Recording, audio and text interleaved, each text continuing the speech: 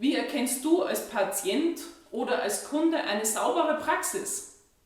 Hast du dir darüber schon mal Gedanken gemacht? Es gibt viele Hygieneauflagen, die wir Podologen und auch Fußpfleger zu erledigen haben. Wie du sie alle entlarvst, zeige ich dir sofort in diesem Video. Bleib dran, gefällt dir der Kanal?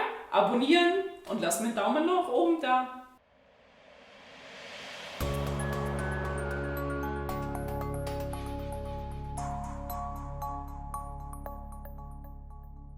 Wie erkenne ich eine Praxis, ob sie sauber arbeitet? Sei es jetzt in der Fußpflege oder Podologie, beide müssen eigentlich dieselben Hygienevorschriften beachten. Ja, was macht man denn? Als erstes, wenn du in die Praxis reinkommst, nimm einmal einen tiefen Atemzug und dann denk einmal drüber nach was riecht es denn hier eigentlich? Riecht es nach Desinfektionsmitteln, nach Raumduft, nach gar nichts oder ganz leicht nur nach irgendwelchen Sachen? Ist das alles nicht schlimm? Sollte es jetzt nach Tieren riechen, sollte jetzt irgendwie schimmelig, moderig, vergammelt oder nach Füßen stinken, dann würde ich mir echt Gedanken machen, ob der Praxisbetreiber wirklich ordentlich sauber macht immer. Übrigens, Tiere sind weder in Fußpflege noch podologischen Praxen erlaubt. Laut Gesundheitsamt ist es so. Das heißt, nicht einmal Tiere vom Praxisbetreiber oder vom Patienten. Die Tiere müssen immer draußen warten. Als zweites, wenn ihr dann in den Wartebereich kommt, dann seht ihr ja schon mal, ob die Corona-Vorschriften denn eingehalten werden. Ist 1,5 Meter Abstand zwischen den Sitzplätzen, keine Zeitschriften und Maskenpflicht ist sowieso in den Praxen, sei es jetzt Fußpflege oder Podologie, vom Behandler und auch vom Patienten. Also beide müssen eine Maske tragen. Wie geht's weiter? In die Behandlung geht's jetzt. Bevor ihr in den Behandlungsraum reingeht, solltet ihr eigentlich zuerst mal gucken, wie sieht der Boden aus. Ist am Boden alles sauber, ist es kein Ding. Sollten da aber vom Vorgänger noch Nägel rumliegen, Hornhaut rumliegen oder sonst irgendwelches Zeug, dann würde ich mir echt Gedanken machen, ob derjenige, der da drinnen behandelt, das auch sauber macht. Sollte das nicht sein, umdrehen gehen und den Termin sausen lassen, weil es gibt nichts Schlimmeres als wie eine unsaubere Praxis. Das nächste ist, im Behandlungsraum sollten keine Teppiche liegen. Warum nicht? Teppiche sind nichts Schlimmeres, also eigentlich die schlimmsten Bazillenschleudern überhaupt. Es ist eigentlich schlimm, wenn da ein Teppich drin liegt. Dann, nee.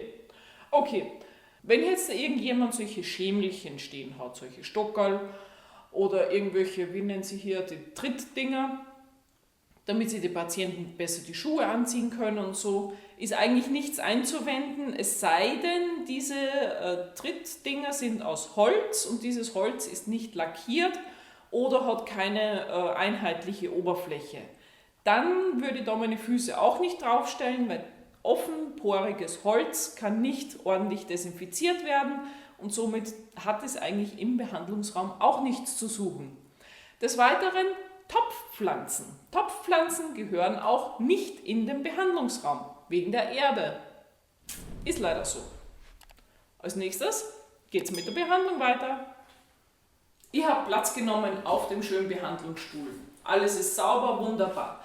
Der Behandler kommt zu euch in den Behandlungsraum, guckt euch den Behandler mal an, von oben bis unten.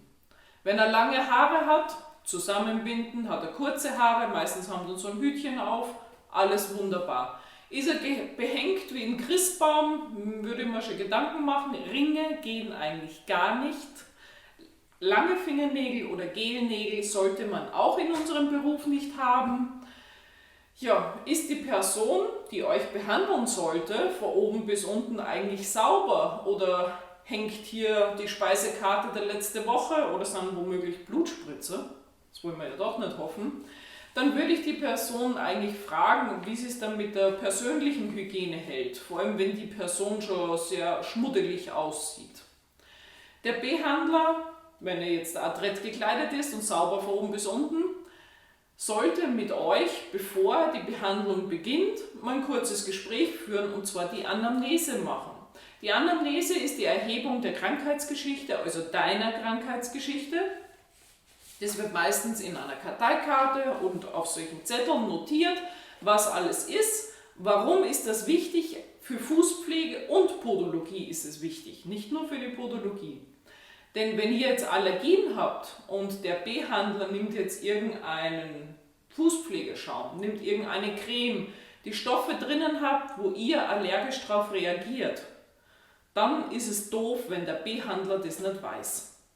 Und wenn die Anamnese gemacht ist, dann weiß er das.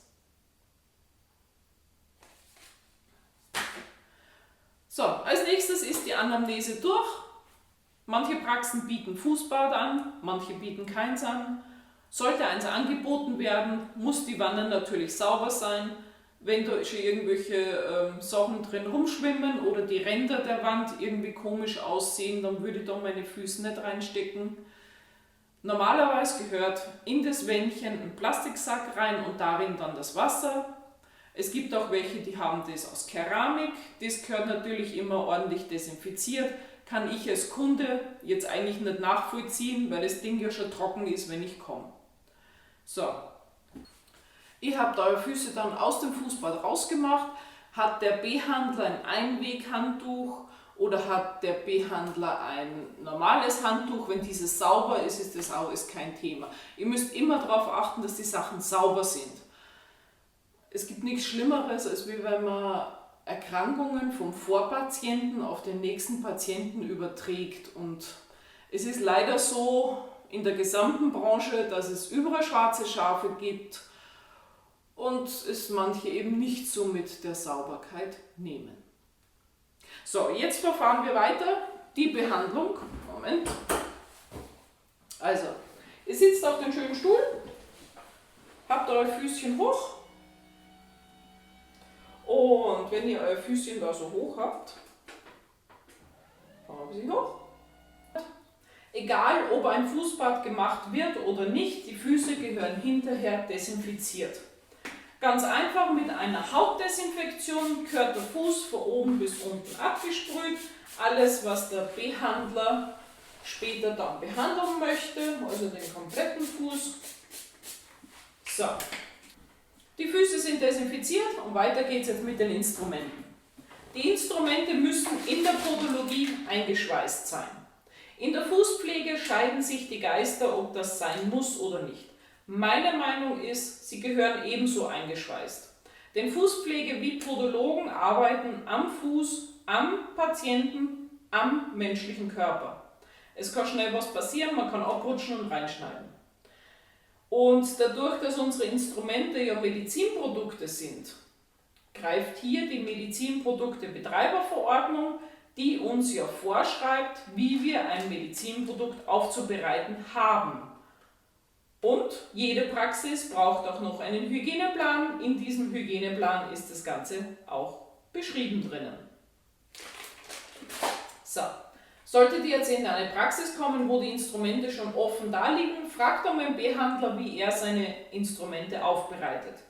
Wie die ganze Aufbereitung in der Podologie funktioniert, habe ich ja schon ein Video gemacht, das könnt ihr euch gerne angucken. So. Wie sehen meine Füße aus? Werden die auch behandelt? Oh ja, so viel Haut habe ich ja nicht. Ich habe nur hier oben ein bisschen was. Das mache ich mal schnell ab, bevor wir jetzt fertig sind. Aber für euch springe ich kurz weiter, ihr müsst euch die Behandlung nicht antun. Und die Behandlung ist vorbei. Was ich vorhin vergessen habe zu sagen ist, der Behandler soll natürlich die PSA tragen. Mundschutz, Handschuhe, Schutzbrille oder Schutzvisier. Gerade in Zeiten vor Corona ist es ganz, ganz wichtig. So, wie der Behandler jetzt eure Füße behandelt, das ist jedem Behandler selbst überlassen. Je nach seinen Fähigkeiten oder nach seinem Wissensstand benutzt er andere Geräte, als ich jetzt benutze. Und ob die Füße jetzt nach der Behandlung eingecremt gehören oder nicht, entscheidet auch der Behandler selber. Am Ende ist es das Wichtigste, wenn ihr euch mit euren Füßen wohlfühlt und hoffentlich keine Verletzungen davongetragen habt. Sollten nämlich in der Behandlung Verletzungen auftreten, muss euch der Behandler sagen, was ihr daheim machen sollt, ob ihr zum Arzt gehen sollt oder nicht, ob ihr wieder in die Praxis kommen sollt oder nicht. Verletzungen passieren nun mal. Wir sind alle nur Menschen. Aber es muss halt dennoch darauf geachtet werden, wie damit hinterher verfahren wird. Gut, somit wäre die Behandlung und wie man eine saubere Praxis erkennt eigentlich abgeschlossen. Also, wir fassen nochmal zusammen. Riecht's mal, wenn ihr reinkommt, guckt, ob die ganzen Regeln eingehalten werden. Schaut euch den Behandler selber an, ob der von oben bis unten sauber ist.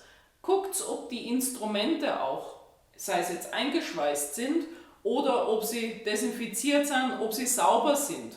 Ist der Behandlungsraum im Allgemeinen sauber? Und seid ihr zufrieden dort? Manchmal gibt es also kleine Unsympathien, Behandler, Patient. Wir sind alle nur Menschen. Deswegen, man kann nicht mit jedem.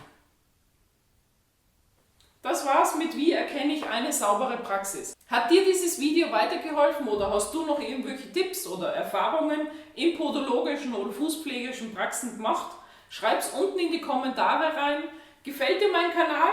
Abonniere meinen Kanal unbedingt, lass die Glocke verschwinden, damit du kein neues Video mehr verpasst. Ich bin Podologin Andrea und wir sehen uns im nächsten Video. Tschüss!